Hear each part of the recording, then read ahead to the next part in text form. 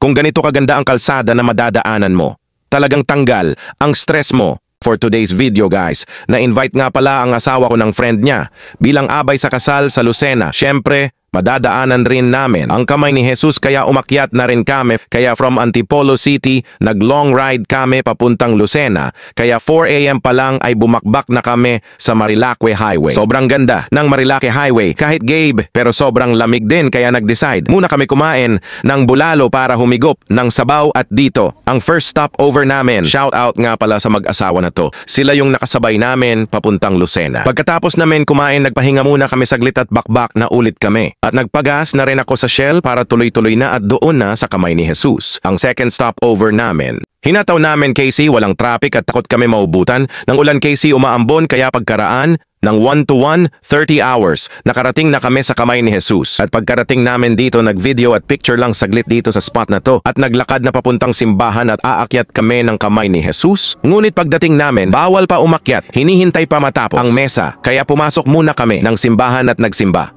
Pagkatapos ng mesa umuulan pero tuloy pa rin kami umakyat ng kamay ni Jesus pero kami na lang ni Mrs. dahil hindi na sumama yung mag-asawa na kasama namin. Ito yung entrance papasok, may mga rules na dapat mong sundin.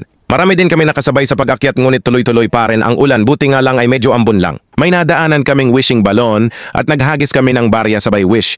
Kung makashoot kami ng 2 barya, magiging kambal anak namin.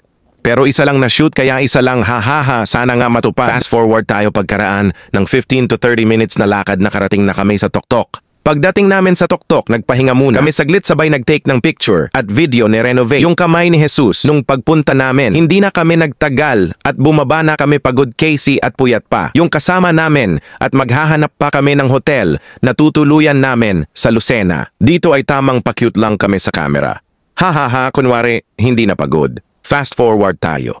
Pagkababa namin sa kamay ni Jesus ay bumili si Mrs. ng mga souvenir. Marami mga souvenir dito na pwede pang pasalubong sa pamilya, kaibigan or jowa. Hahaha. Pagkatapos namin bumili ng mga souvenir ay pinuntahan na namin yung aming kasama na iwan. Hindi kasi sila umakyat ng kamay ni Jesus. Baka nainip na medyo matagal pa naman tong si Mrs. kung gumalaw.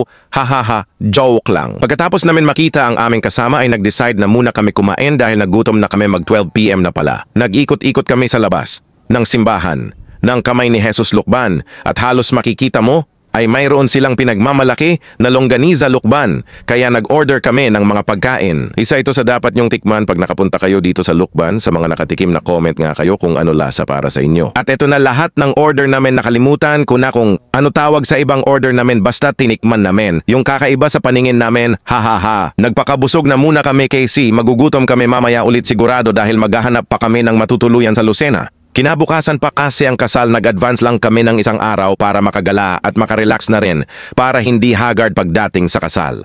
Fast forward tayo, pagkatapos namin kumain, bumakbak na ulit kami papunta sa Lucena. Pagkalipas ng 20 to 30 minutes na biyahe, nakarating na kami sa Lucena, medyo natagalan kami makahanap. Nang hotel tanong pa kami kung saan medyo may mura. Buti na lang may nirecommend sa amin yung friend ng asawa ko.